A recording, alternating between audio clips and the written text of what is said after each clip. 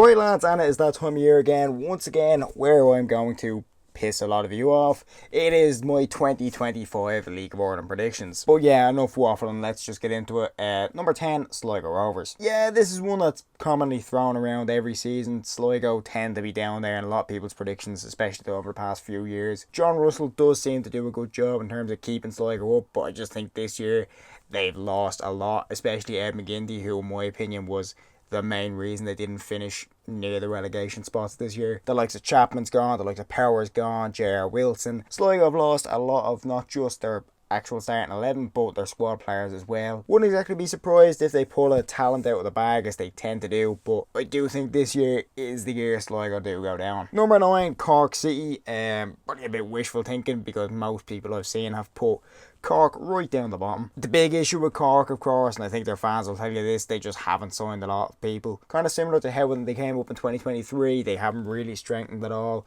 Kind of just kept the first division squad, in all honesty. Funnily enough, towards the end of December, I actually thought Cork would be a dark horse for 4th place if they made a few decent signings at the back.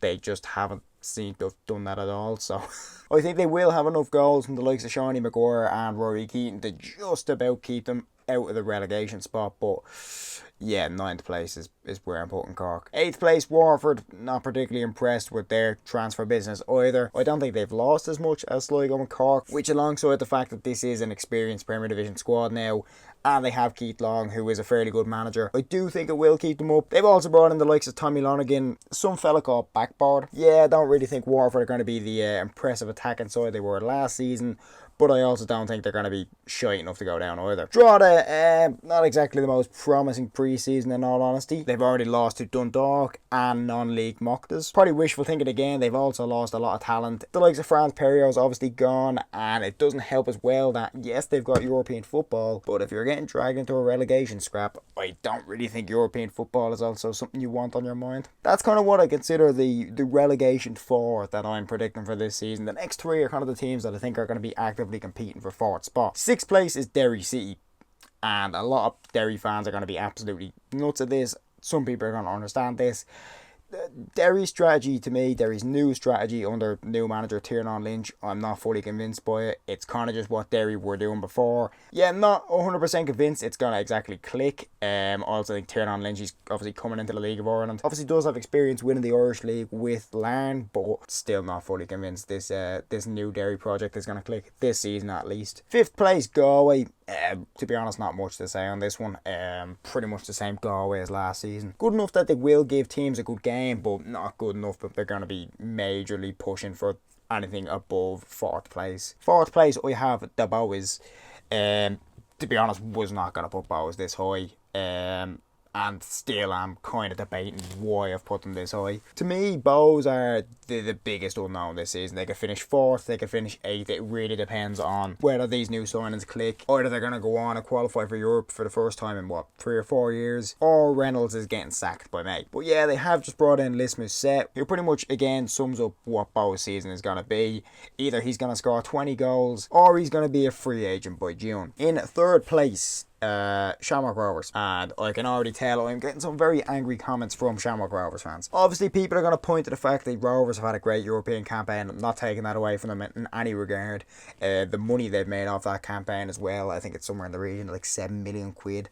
Massive money, and really puts them financially in pretty much a better position than any team in the league. But for me, the European kind of campaign has almost kind of hampered Rovers' transfer window. It's almost given them less time to sign players, but more time to advertise these players to be sold. They have brought in Ed McGinty, which, to be fair, their keeper was the kind of big position I was looking at last season. I'm kind of saying it did cost them a fair few points. But really for Rovers, I think this is a transitionary period. Over the next few years, they might once again run away with the title for 2-3 years in a row. But at the moment, I just think attacking wise especially, they're very weak. They've lost Kenny, they've lost Burns. Farouche is gone. That's a lot of attacking talent, and I don't really see where that threat is going to come from.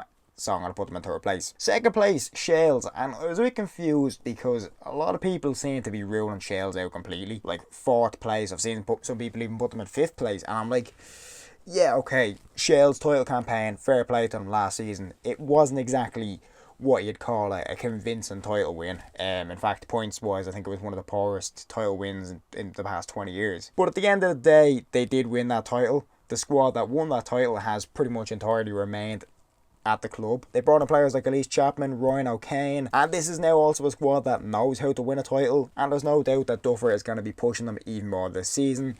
However, I do think they're going to become just a bit short. First place, if you haven't concluded it by the process of deduction, is St. Pat's. Is there a bit of bias here? Yes, definitely, a little bit. But at the same time, is this one of the strongest Pat squads in years? Very much so. They finished off the league very well last year, obviously got third place. Stephen Kenny really seems to be getting this squad clicking, and at the end of the day, I don't think Pats would have brought in Stephen Kenny if there isn't a serious expectation to win the league this year. Alongside that, obviously they've added experience in Sean Hoare, you know, a serial winner, alongside the likes of Barry Bagley. This is looking like a very strong squad. Not runaway champions like some people are trying to say, but yeah. Now, of course, many of you are going to disagree with this. Feel free to comment below. I will read them. Doesn't mean I'm going to respond to them, because you might just abuse me. But yeah, they're my predictions.